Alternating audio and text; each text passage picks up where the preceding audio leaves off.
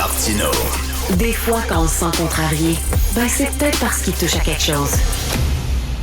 Alors, le tramway de Québec, le prix initial était 3 milliards, 4 milliards. Ça va coûter entre 11, 12 et 13 milliards, donc 3 fois le prix. Il y a tout le temps des dépassements de coûts. Tout le temps, dans n'importe quoi, on construit un poste de police, boum, dépassement de coûts, un pont, bien sûr, dépassement de coûts, tout le temps. C'est rendu que même M. Fitzgibbon, ministre de l'Économie, dit, ben là, c'est sûr qu'il y a des dépassements de coûts, voyons donc, c'est normal. On va en parler avec M. Nicolas Gagnon, directeur au Québec de la Fédération canadienne des contribuables. Bonjour, Nicolas. Bonjour, M. Martineau. Bon, c'est sûr qu'on s'entend des gros projets. C'est sûr qu'on peut pas arriver pile poil, là, exactement. Là. On a dit 3,4 milliards, puis ça va être 3,4 milliards. Tout le monde s'entend qu'il y a un dépassement de coûts. Mais là, quand on est rendu à 3 fois le prix, à un moment donné, c'est pas un dépassement de coûts normal, ça, M. Gagnon. Non, exactement. Là. Puis on s'entend qu'il y a des dépassements de coûts dans tous les projets d'infrastructure, que ce soit dans le domaine public ou privé. Ça se voit tous les jours. Par contre, là, on parle vraiment d'une explosion qui est incontrôlable. Comme vous l'avez dit au départ, on parlait d'un projet qui était aux alentours de 3,3 milliards quand ça a été annoncé la première fois en 2018. Puis finalement, aux élections de 2021, on était rendu à parler d'un projet qui avait gagné 700 millions de plus en coûts. On était rendu dans les 4 milliards. Après ça, bon, on a appris que ça montrait, si c'était un consortium qui le réalisait, c'était 13 milliards, si c'était modernicité et mobilité de la capitale. Et finalement, on revient aujourd'hui avec le plan B où ça va coûter 8,4 milliards. Donc, quand même un des tramways les plus coûteux jamais construits, pas juste dans l'histoire du Canada, mais possiblement dans l'histoire, point. Donc, oui, c'est une explosion de coûts qui est assez abominable, mais qui démontre à quel point il y a eu beaucoup d'improvisation dans la mise en place du projet. Et ça nous amène à un point où est-ce que même les consortiums privés, ils veulent pas se charger du projet. Ça va être même la Ville de Québec Ben oui. qui, dans les circonstances actuelles, va se retrouver à gérer l'ensemble du projet d'infrastructure. Hier, là, pour écrire ma chronique, j'ai mis dépassement de coûts dans mon furteur préféré, puis j'ai vu plein, partout, là, des dépassements de coûts dans n'importe quoi. Les maisons bleues, là, les musées, les espaces bleus, là, les gens de musée, dépassement de coûts incroyables, les maisons des aînés, explosion des coûts, la STM, le REM, explosion des coûts, tous les gros projets informatiques, Sagir, etc., ça a explosé des coûts là, de façon exponentielle. Qu'est-ce qu'on peut faire contre ça? Parce que c'est notre argent à un moment donné. Là. Est-ce qu'on peut... y a-t-il une mesure qu'on pourrait adopter pour dire, empêcher ces explosions de coûts là, complètement faramineux? En fait, la première des choses, c'est qu'il faut réaliser aussi à quel point la lenteur de prise de décision au Québec est assez abominable là, quand on parle des projets d'infrastructure, comme par exemple pour le projet de réfection du tunnel Louis-Hippolyte Lafontaine. En 2019, on parlait d'un projet d'un demi-milliard, puis maintenant en 2023, on parle de 2,4 milliards. Puis la raison du pourquoi est-ce qu'il y a eu une augmentation aussi drastique depuis 2020 de quasiment 75% des coûts, c'est essentiellement parce qu'on a pris tellement de temps avant d'agir, tellement de temps avant de réaliser la dégradation des infrastructures puis de prendre une décision adaptée dans les circonstances que finalement, plus on attend, plus il y a des coûts qui s'accumulent. Mais sinon, si on parle de tous les autres projets, oui, la lenteur de prise de décision, le cadre réglementaire qui est extrêmement lourd au Québec. Juste pour vous donner un exemple, si on parle de lenteur, si on parle de lourdeur au niveau des coûts, on peut parler aussi de lenteur au niveau des projets, aussi dans l'immobilier à Montréal, par exemple. C'est dénoncé par la plupart des promoteurs. C'est de plus en plus dur de faire des nouvelles constructions, alors que dans d'autres villes, comme si on va par exemple à Toronto ou à Vancouver, en 2023, on s'attend à avoir un record dans les nouvelles constructions. À Montréal, on est plutôt dans un creux jamais vu depuis 1998. Donc, il y a toute cette question-là qui est à prendre en considération. Puis, il y a aussi le fait de l'inflation qu'on ramène souvent de Mais l'avant oui, comme étant un facteur important. Mais mais c'est sûr et certain que l'inflation joue beaucoup. Mais pourquoi est-ce que l'inflation a le temps d'avoir un impact sur les coûts des projets? C'est parce que ça prend tellement de temps avant qu'on puisse mettre une première pelletée de terre que l'inflation a fait augmenter les coûts d'infrastructure. Et comme on le sait dans les dernières années, l'inflation a été plus forte que dans les 40 dernières. Donc, c'est clair que ça devient un facteur supplémentaire. Puis, on peut ajouter à ça aussi toutes les questions d'expropriation, parce que le tramway de Québec, par exemple, on parle du projet d'infrastructure, mais il y a toutes les expropriations. Il y a 200 propriétés qui sont touchées par l'expropriation pour le trajet comme tel. Eh bien, les propriétés, à la base, c'est en 2019 qu'on avait évalué la valeur attribuée pour leurs expropriations. Mais en 2023, les valeurs d'expropriation sont plus du tout les mêmes également. Ça a presque doublé même.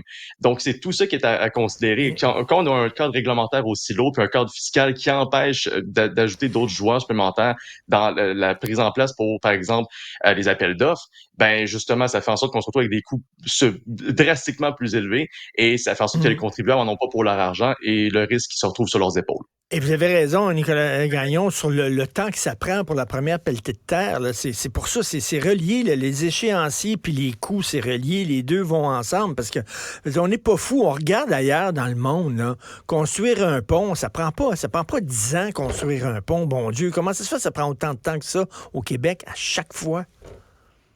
Oui, c'est ça, c'est autant la question du temps que ça peut prendre pour qu'on se décide pour construire un pont. On sait, par exemple, la question du troisième lien de Québec, ça, je pense qu'on peut accuser le fait que c'est un dossier qui a été lourdement politisé parce que dans n'importe quel autre pays sur Terre, ce pont-là aurait déjà été construit. Et si, malheureusement, ça a été utilisé dans un contexte électoral, finalement, il y a une partielle, finalement, on décide qu'on va finalement peut-être faire le pont. Donc, tout ça, c'est parce que le projet est malheureusement victime de cette politisation-là.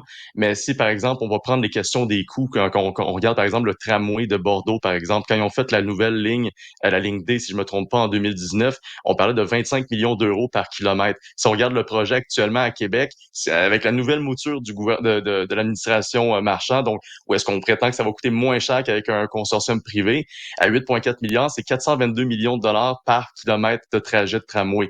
Donc, on est vraiment à des lunes de ce que ça coûte à l'étranger. Et ça, c'est définitivement parce qu'on a un manque justement de joueurs et d'offres sur le terrain pour offrir peut-être des prix un peu plus compétitifs pour nos projets d'infrastructure, comme c'est le cas ailleurs dans le monde. Et là, vous dirigez, vous, la section Québec de la Fédération canadienne des contribuables. Vous avez des liens avec les autres sections au Canada. Est-ce qu'on est les champions dans les dépassements de coûts au pays, au Québec? Tristement, à ce jour, oui. Si on compare, par exemple, les délais en termes d'infrastructure, pour les projets d'infrastructure comme tel, on est effectivement dans une pire situation que les autres. Je dirais pas qu'on est nécessairement non plus trop éloigné, mais c'est vrai que c'est ici que les délais sont plus importants. Puis c'est la même chose, comme je vous faisais référence aux nouvelles constructions dans le domaine résidentiel. C'est Montréal qui a la pire figure à travers tout le pays présentement. Et ça, c'est en bonne partie à cause du cadre réglementaire à Montréal qui est accusé depuis de nombreuses années d'être pas assez, intéressant pour les nouveaux des nouveaux investisseurs comme les nouveaux promoteurs. Donc, que ce soit pour un projet dans le domaine résidentiel ou dans le domaine des infrastructures publiques, on a un problème qui est assez généralisé au Québec, surtout par Ben rapport oui. aux autres provinces dans le Canada. Là, je regardais le lab école, vous savez, les labs, le lab école, les nouvelles écoles funky qu'on va construire là avec du verre, puis bon, des belles fenêtres avec des arbres et tout ça. Il y a Pierre Thibault, l'architecte, qui est là-dedans. Il y a Ricardo, tout ça. Ça va coûter 2,3 millions de dollars pour chaque classe construite. Vous savez, 2,3 millions pour une classe. Ça n'a aucun bon sens, M. Gagnon. Ben non, ça n'a aucun bon sens, surtout quand on sait que le coût moyen d'une maison est alentour de 400-500 000 dollars au Québec. Déjà, c'est beaucoup. Mais si on compare ça avec le coût de tous les autres types d'infrastructures, c'est assez élevé. Et non, effectivement, 2,2 millions par classe, ça fait aucun sens. Mais encore une fois, qui fait les appels d'offres pour ces projets-là? Qui les traite? Et comment est-ce que Ben, c'est c'est ça. aussi ouvert au public, ce genre d'appel d'offres? Parce que c'est pas normal qu'on se retrouve avec la facture, mais qu'on peut rien faire d'autre par la suite. Le gouvernement doit être beaucoup plus transparent là-dessus, comme on peut ramener ça au projet du tramway de Québec. Il y a eu un incroyable manque de transparence qui nous amène aujourd'hui avec des coûts qui explosent. Puis encore une fois, on a l'impression que le trajet n'est même pas défini. On manque encore d'éléments après autant d'années. Puis après ça, on se demande pourquoi les coûts explosent. Ben, c'est la même chose qu'on parle d'un lab école ou qu'on parle du tramway ou autre. L'absence de transparence puis de reddition de comptes, c'est vraiment un élément important qui peut, Et si on en faisait plus, on pourrait limiter les coûts. Et le manque de joueurs, comme vous dites, là, quand il y a plusieurs joueurs là, qui veulent avoir un contrat, ben il y a une guerre de prix, puis le consommateur et l'État s'en sortent toujours gagnant. On l'a vu dans les contrats qui sont attribués dans le domaine des technologies, là, c'est tout le temps les mêmes entreprises qui remportent des contrats tout le temps. C'est à se demander s'il n'y a pas une entente. S'il y avait plus d'entreprises, il y aurait une guerre des prix entre les deux, une guerre des coûts. Ben, définitivement, puis surtout quand on regarde ce qui s'est passé avec la SAQ, par exemple, ou leur fameuse plateforme SACLIC, c'est littéralement la même compagnie qui l'a déployé que ceux qui ont déployé Phoenix pour Revenu Canada, et Ben on oui. connaît pas mal ce qui s'est passé par la suite, donc il fallait pas être surpris. C'est à nouveau IBM. Est-ce que c'est à cause de la compagnie ou c'est comment le programme a été déployé? Bon, il y a une faute qui est partagée des deux côtés, mais qui paye pour ça, c'est les contribuables. Encore une fois, il n'y avait qu'un seul joueur, donc pour SACLIC, on se souvient, il y a eu une explosion de coûts qui a dû être assumée par les contribuables, mais aussi pas juste à cause de la plateforme, mais aussi que il y a eu tellement de un cafouillage informatique énorme qu'on a dû engager plus de fonctionnaires, alors que le but premier de la plateforme, c'est pour réduire la bureaucratie puis réduire le temps d'attente dans les succursales. Donc, ça vous donne une idée à quel point, quand on manque de joueurs pour faire des appels d'offres, on se retrouve dans des situations comme ça où est-ce que on est les mains ligotées, on n'a pas le choix de payer davantage pour garder l'infrastructure, tant qu'on parle d'une infrastructure de données informatiques ou qu'on parle d'une infrastructure publique, et on doit faire affaire avec les mêmes pour en assurer la maintenance. Et au final, ben, qui paye? C'est toujours les contribuables. Ben oui. Puis les contribuables font des enfants. Fait que, ils se c'est une ressource naturelle totalement renouvelable, le contribuable. Et en terminant, Nicolas Gagnon, est-ce qu'il y a une façon de dire, mettons, à des entrepreneurs qui, mettons, construisent un pont, écoutez, des dépassements de coûts, c'est correct s'ils sont raisonnables, mais si ce sont des dépassements de coûts totalement irraisonnables, ça sera à vos frais. Est-ce que c'est possible de dire ça?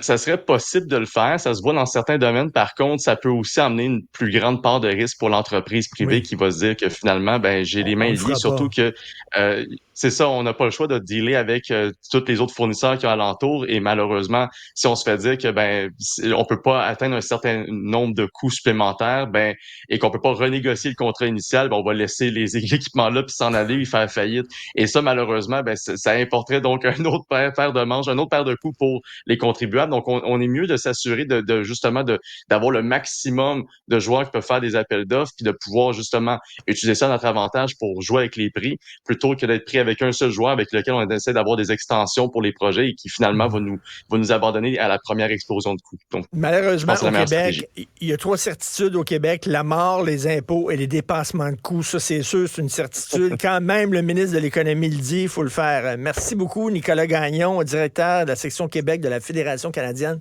des contribuables. Bonne journée, merci. Vous aussi.